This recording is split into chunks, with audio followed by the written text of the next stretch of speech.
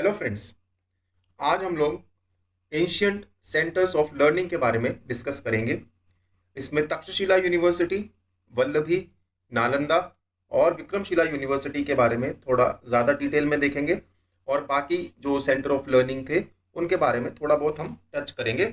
सबसे पहले स्टार्ट करते हैं from the oldest university which was Takshashila university.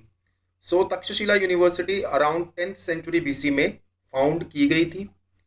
ये यूनिवर्सिटी काफ़ी इनफॉर्मल कंडीशंस के अंदर चल रही थी। यहाँ पे कोई भी प्रिस्क्राइब्ड करिकुलम नहीं था, कोई सेंट्रलाइज सिलेबस नहीं था।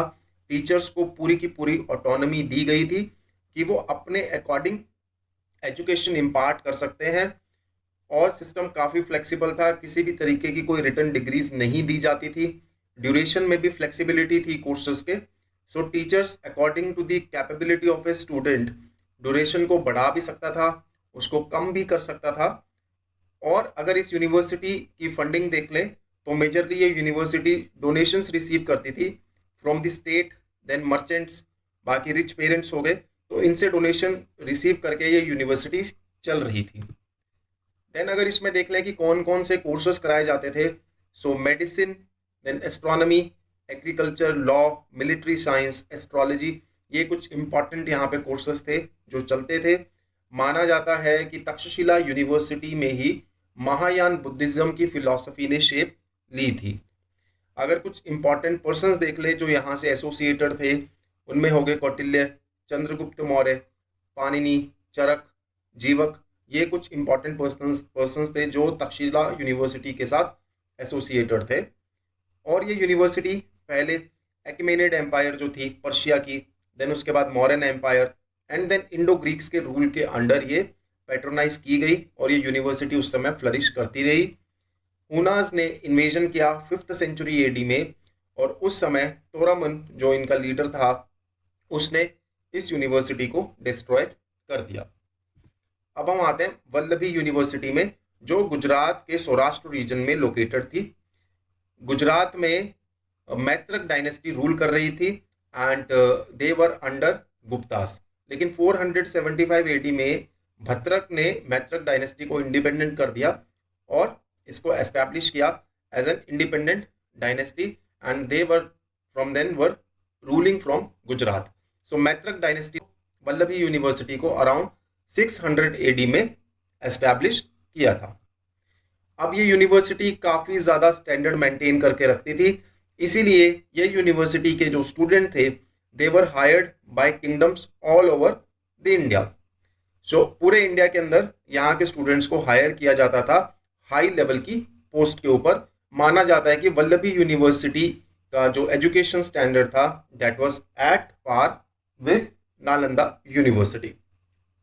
इसकी फंडिंग देख लें तो मैत्रक डायनेस्टी ने इसको पैट्रोनाइज किया था।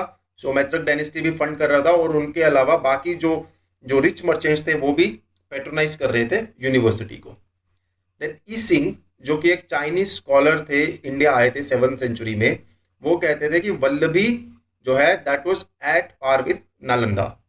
देन ह्यूम सांग ये कहते हैं कि अराउंड 6000 मॉन्क्स यहाँ पे स्टडी कर रहे थे और यूनिवर्सिटी के अंदर 100 मोनेस्ट्रीज बनी हुई थी।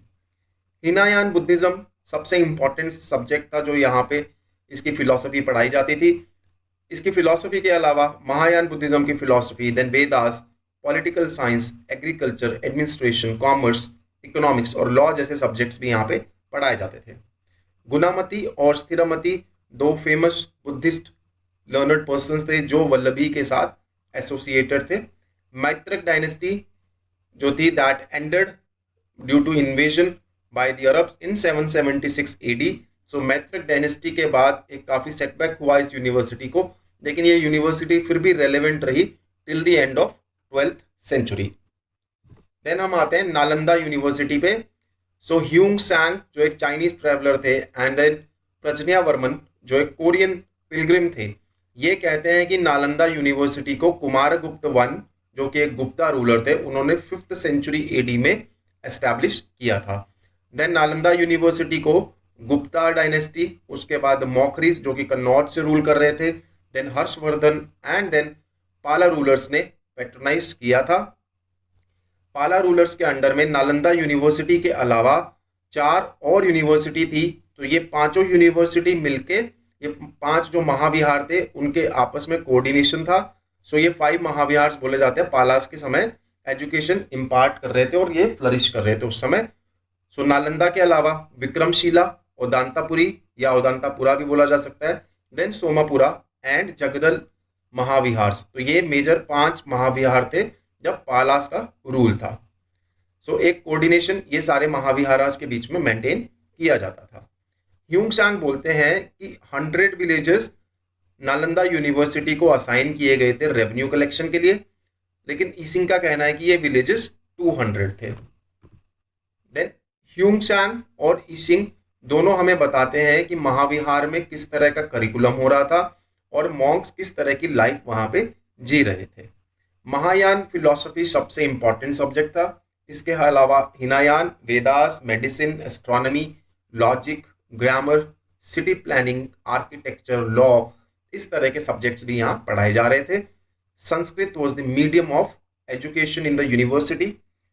ह्यूंगसांग कहते हैं कि यूनिवर्सिटी में 1500 से ज़्यादा टीचर्स टीच करते थे।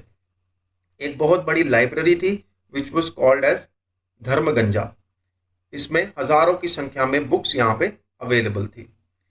सो हर्षवर्धन के बारे में एक रेफरेंस आता है ह्यूंगसांग द्वारा कि हर्षवर्धन ने नालंदा से 1000 मॉन्क्स को बुलाया था एक फिलोसॉफिकल असेंबली में eight Kannauj.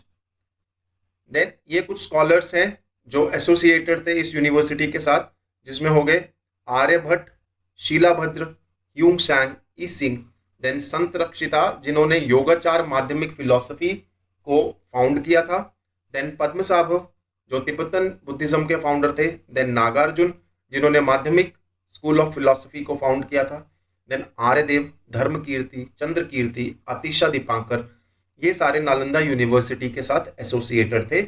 Nalanda university 12th century तक रेलेवेंट रही और 1193 में बख्तियार खिलजी ने इस यूनिवर्सिटी को डिस्ट्रॉय कर दिया।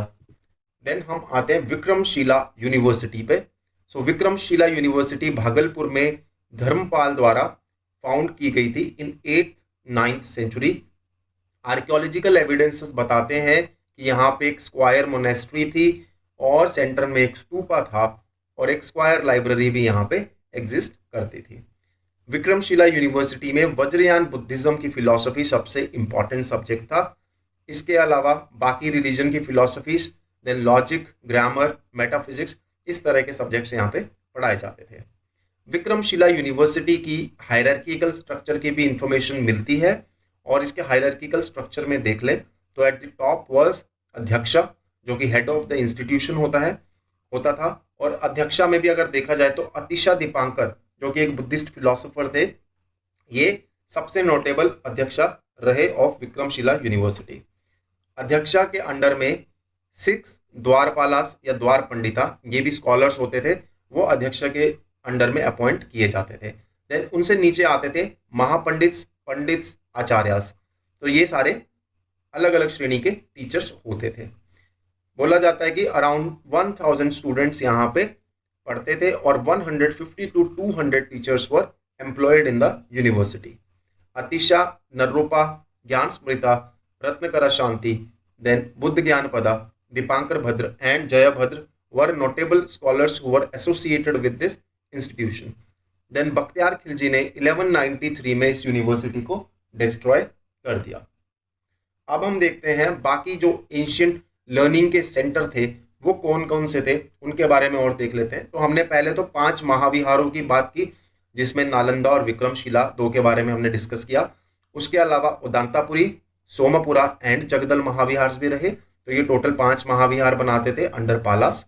इनके अलावा पुष्पगिरी विहार, शारदा पीठ कश्मीर में, देन नागार्जुन कोंडा, वाराणसी, मानेखेत, कांचीपुरम। सो ये कुछ मेजर सेंटर ऑफ लर्निंग थे एंशियंट इंडिया में। उदांतापुरी महाविहार की बात अगर करें तो गोपालावन जो कि पाला डायनेस्टी के फाउंडर थे, इन्होंने 8th सेंचुरी एडी में मगध में उदांतापुरी को एस्टैब्लिश करवाया था। लगभग 1000 बुद्धिस्ट मॉन्क्स यहाँ पे रहते थे और दोनों सेक्ट्स महायान और हीनायान बुद्धिज्म से ये बिलोंग करते थे।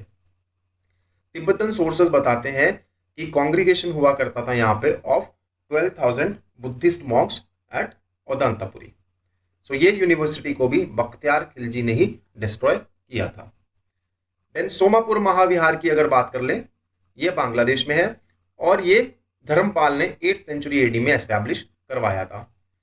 पहाड़पुर इंस्क्रिप्शन बताती है कि धर्मपाल, देवपाल, महेंद्रपाल, महीपाल जो सारे पाल डायनेस्टी से बिलोंग करते थे, इन्होंने सोमापुर महाविहार को पैट्रोनाइज किया। सोमापुर महाविहार से काफी नंबर्स में स्तूपास और श्राइन्स मिलते हैं जो कि बुद्धिज्म, जैनिज्म और हिंदुइज्म तीनों मेजर रिलीजन से जो है एसोसिएटेड थे। देन हिंदू डेटीज के काफी सारे स्टेचूस मिले हैं, including of Vishnu, Chamunda, Kuber, Ganesha, Nandi, Lakshmi Narayan, Sheetal, Uma and Gauri. और हरा गौरी जो कि एक जैना से एसोसिएटेड है, उनका भी यहाँ पे हमें स्टेचू मिलता है। So this Mahavihara was destroyed by the Vanga army, जो कि बंगाल के कुछ पार्ट पे रूल कर रही थी ये डायनेस्टी। देन जगदल महाविहार की बात करें तो 11th-12th सेंचुरी में एक पाल रूलर रामपाल थे जिन्होंने इसको फाउंड किया था। यूनिवर्सिटी लगभग 100 साल तक प्रोमिनेंस में रही और 13th सेंचुरी के फर्स्ट डेकेड में ये डिस्ट्रॉय कर दी गई थी। देन पुष्पगिरी विहार जो है उड़ीसा के जाजपुर डिस्ट्रिक्ट में लोकेटेड था इन लांगुडी हिल्स और 3rd से लेके 11th सेंचुरी तक ये प्रोमिनेंस में रहा। पुष्पगिरी विहार ह्यूंगस्टैंग के अकाउंट्स में भी मेंशन किया गया है। और डायमंड ट्रायंगल जो बोला जाता है of Lalitgiri, Ratnagiri and Udayagiri Buddhist complexes, ये पुष्पगिरी विहार का ही पार्ट बनते थे। देन शारदा पीठ जो कि कश्मीर में फ्लरिश कर रहा था between 6th and 12th century, ये एक टेम्पल यूनिवर्सिटी थी और शारदा पीठ को जाना जाता था for collection of books at this university और इसकी लाइब्रेरी काफ़ी ज़्यादा पॉपुलर थी। सो ये कुछ सेंटर ऑफ लर्निंग थे एंशिएंट इंडिया में जिनके बारे में हमने डिस्कस किया। So thank you very much and have a very nice day.